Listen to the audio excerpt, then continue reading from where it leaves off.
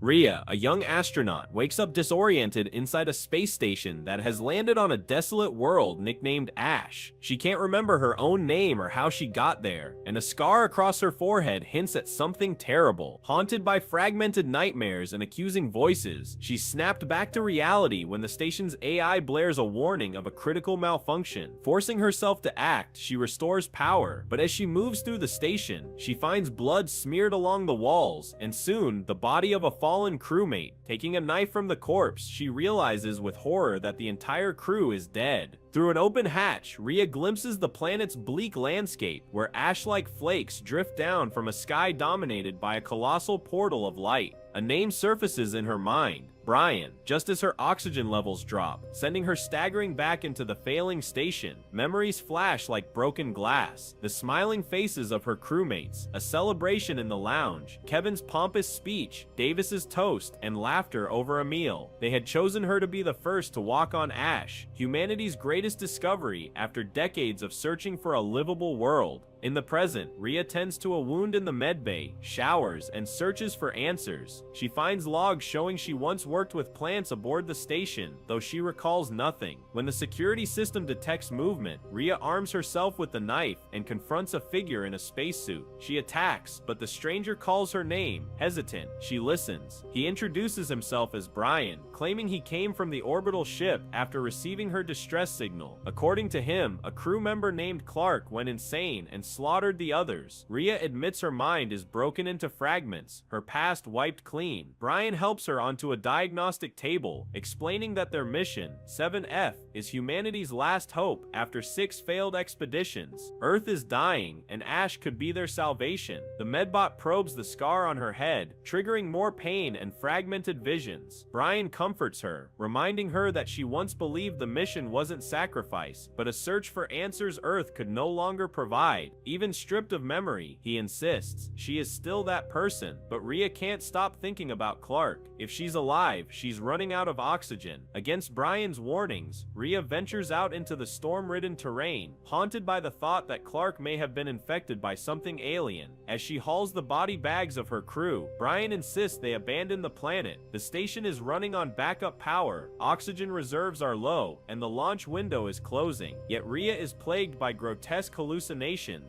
Kevin's corpse shifting into a monster, weapons dripping with remembered blood. A sandstorm engulfs the station. Her memories start bleeding back, but the station suffers a decompression breach. She and Brian suit up, hunting the leak. In the swirling noise, Rhea sees Clark's twisted face and nearly loses control before sealing the damage. Brian theorizes an alien pathogen drove Clark mad, but Rhea doubts his story. They've lost nearly a third of their oxygen and can't leave for 5 hours. If they delay, they'll die. Still, she swears to uncover the truth, no matter what. Exhausted, Rhea reviews old logs of her crew, remembering her bond with Kevin. She drifts into another vision. Beneath a bright sky, she stands in a lush meadow, adorned in strange jewelry. A drone hovers above as Kevin appears before her. When she looks down into a spiraling tunnel, it begins to pull her in. Kevin screams in agony. Rhea awakens in tears after dreaming of Kevin aboard the ship. Digging through archived logs, she uncovers footage of the original survey team exploring Ash. They determined the planet's atmosphere could sustain life, though they admitted adapting to its strange landscapes would be a challenge. Their research soon revealed the source of the anomalies Brian had tracked from orbit, a colossal network of underground tunnels lined with glowing alien constructs. These structures, the crew realized, were terraforming engines, the very machines shaping Ash's environment into something habitable.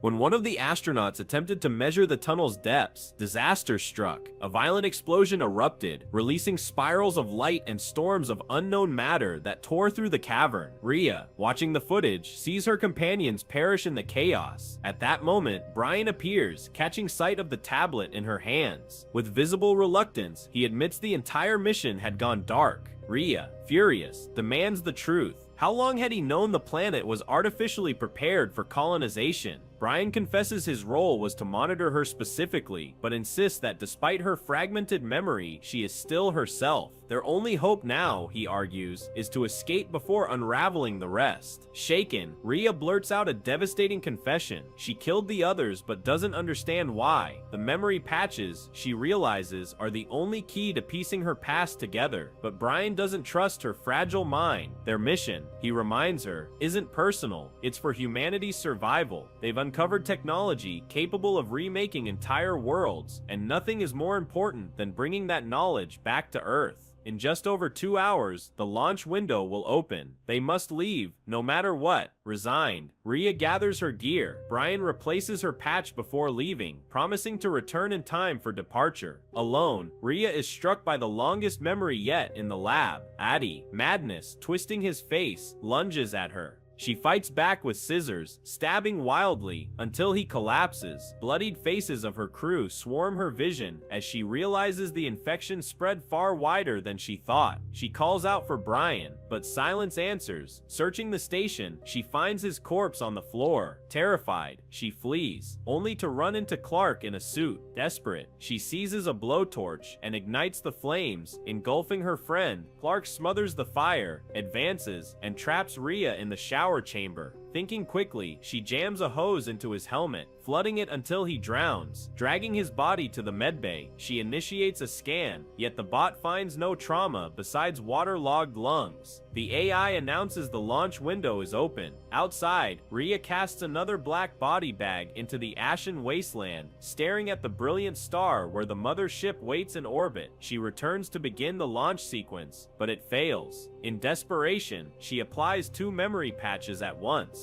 The flood of visions brings Brian back into focus, until the medbot scans his body and declares he has been dead for 51 hours, something impossible if she had just seen him alive. The security system blares, an anomaly detected, an unknown life form aboard. Rhea hunts through the ship and comes face to face with Brian, alive. Or rather, something wearing him. The infection animates his body, and he calmly tells her he can show her the truth. Her mind pulls her deeper into memory. She sees the crew returning to the station, carrying a mysterious substance from the tunnels. She overhears them whispering about an alien presence, a parasite studying them, waiting for its chance. When Addy insists they abandon the station before it's too late, Rhea's desperation flares. For centuries, humanity had dreamed of this moment, proof of extraterrestrial life. To leave now would mean throwing away the key to colonizing new worlds. Humanity's greatest hope now seemed possible. Entire worlds could be reshaped for human life. Donning a protective suit, Rhea entered the quarantine chamber to recover a specimen. Tests revealed it wasn't just matter, but a living technology, a swarm of self-replicating organisms.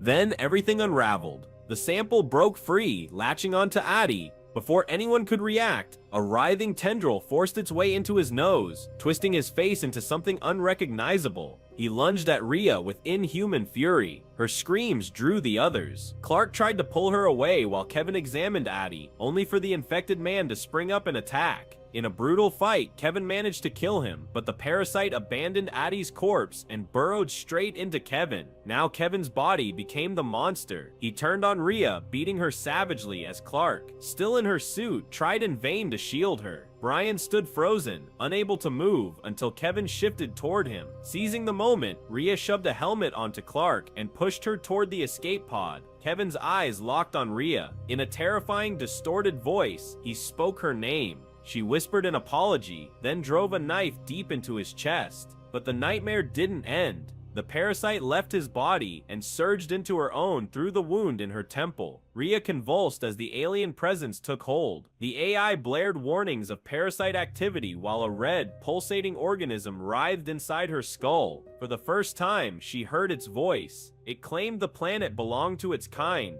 that humanity would never be allowed to take it. They wanted her, a soldier for their collective. She refused. Tearing off her memory patches, she staggered to the medbay and submitted to surgery. The scan confirmed the parasite nested in her brain. The procedure nearly killed her. Her heart flatlined, but but the medbot shocked her back and extracted the organism. No sooner had she opened her eyes than Brian began to change. Tentacles ripped through his skull as he lunged at her. Rhea fought with everything she had, stabbing him repeatedly, but it wasn't enough. In desperation, she grabbed a blowtorch and unleashed fire, burning the creature alive as the station erupted into chaos. Flames consumed the vessel. Encased in her protective suit, Rhea fled to the escape pod. With trembling hands, she ignited the engines and broke free from the inferno, setting course for the waiting mother ship in orbit. Alone, carrying the weight of her fallen comrades, she drifted upward.